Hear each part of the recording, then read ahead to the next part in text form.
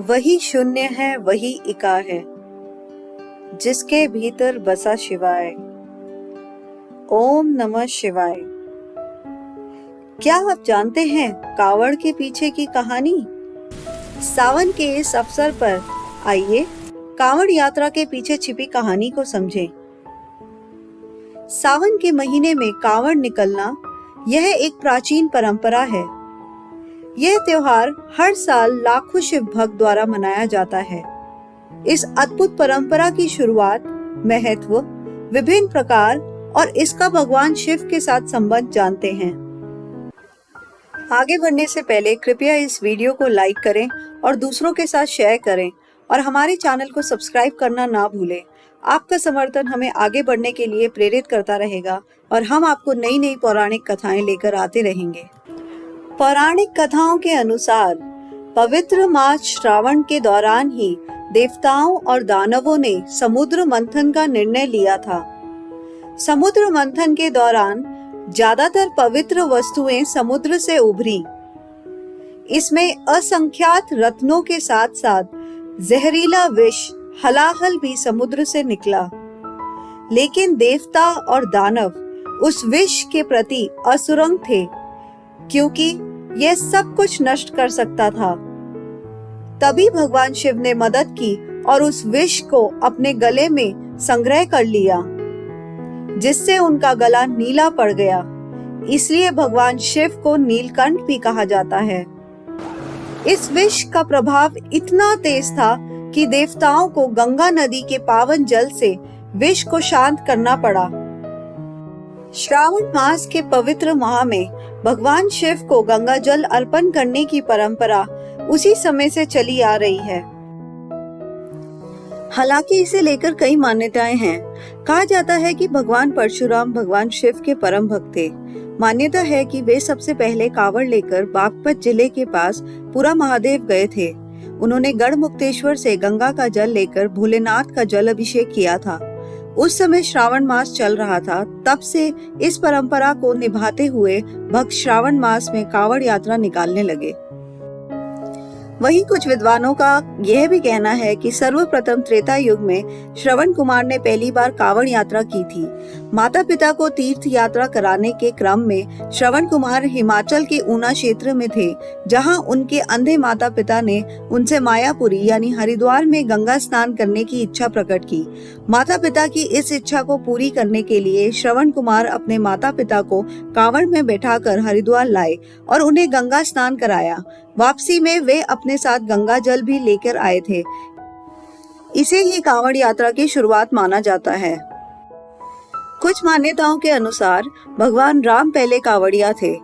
उन्होंने झारखंड के सुल्तानगंज से कावड़ में गंगा जल भरकर बाबा धाम में शिवलिंग का जल अभिषेक किया था। पुराणों के अनुसार यह भी कहा जाता है कि जब समुद्र मंथन के समय भगवान शिव ने विष को पी लिया था, तब विष के नकारात्मक प्रभावों ने शिव को घेर लिया। शिव को विष के नकारात्मक प्रभावों से मुक्त कराने के लिए उनके अनंत भक्त रावण ने ध्यान किया। तत्पश्चात कावड़ में जल भरकर रावण ने पुरा महादेव स्थित शिव मंदिर में शिवजी का जल अभिषेक किया। इससे शिवजी विष के नकारात्मक प्रभावों से मुक्त हुए और यहीं से कावड़ यात्रा की परंपरा का प्रारंभ हुआ। कावड़ यात्रा में भक्त एक बर्तन में गंगा जल लेते हैं और उसे भगवान शिव को अर्पित करते हैं। कावड़ यात्रा को विभिन्न प्रकारों से मनाया जाता है। यहाँ कुछ मुख्य प्रकार हैं। सामान्य कावड़। सामान्य कावड़ का अर्थ है कि इस कावड़ में कावड़िए अगर थक जाते हैं तो आराम करने के लिए कुछ देर बैठ सकते हैं। आराम करने के समय वह कावड़ को स्टैंड पर रख देते हैं, जिससे कि वह जमीन को ना छुए। झूला कावड़। इस कावड़ को बांस के डंडे के साथ जोड़कर बनाया जाता है। उसके बाद दोनों कावड़ों में गंगा जल भरा जाता है। अगर किसी यात्री को आराम करना होता है तो वह उस समय कावड़ को किसी ऊंची चीज पर टांग देता है, ताकि वह जमीन पर ना छुए। खड़ी कावड़। ये काफी मुश्किल कावड़ होता है। कावड़िए इस कावड़ को ना ही जमीन पर रख सकते हैं और ना ही किसी ऊंची जगह पर टांग सकते हैं। जब कावड़ियों को आराम करना होता है तब वह अपना कावड़ किसी और को उठाने के लिए दे देते हैं। झांकी कावड़। इस कावड़ में यात्री बड़ी बड़ी झांकियां निकाल कर ले जाते हैं। इस यात्रा में कई लोग ग्रुप बनाकर जाते हैं। इन झांकियों में शिव भगवान की बड़ी मूर्तियों को खुली गाड़ियों में रखा जाता है। इस झांकी की सबसे ज्यादातर मजेदार बात यह है कि इसमें लोग यात्रा के साथ साथ संगीत भजन करते हुए जाते हैं। डाक कावड़। डाक कावड़ एक तरह की झांकी कावड़ ही होती है। इसमें भी शिव भगवान की मूर्ति को सजाकर ढोल नगाड़ों के साथ लेकर जाया जाता है। पर इस कावड़ में एक कठिन चीज ये होती है कि यात्रियों को जल लेकर दौड़ते हुए मंदिर तक जाना होता है। कावड़ यात्रा के दौरान कावड़ियों को एक साधु की तरह रहना होता है। गंगा जल भरने से लेकर उसे शिवलिंग पर अभिषेक करने तक का पूरा सफर भक्त पैदल नंगे पांव करते हैं।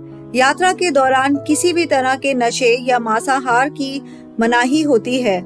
इसके अलावा किसी को अपशब्द भी नहीं बोलना होता है। स्नान किए बिना कोई भी भक्त कांवड़ को छूता नहीं है। आमतौर पर यात्रा के दौरान कंघा, तेल, साबुन आदि का इस्तेमाल नहीं किया जाता है। भगवान शिव के साथ कांवड़ यात्रा का संबंध उनके महत्वपूर्ण भक्त होने से है। यह यात्रा भक्ति, समर्पण और संकल्प का प्रतीक है। कांवड़ यात्रा करने वाले भक्तों का मानना होता है कि वे अपने मन को शुद्ध करके अपनी आध्यात्मिक यात्रा पर जा रहे हैं और भगवान शिव के आध्यात्मिक आराधना का अवसर प्राप्त कर रहे हैं।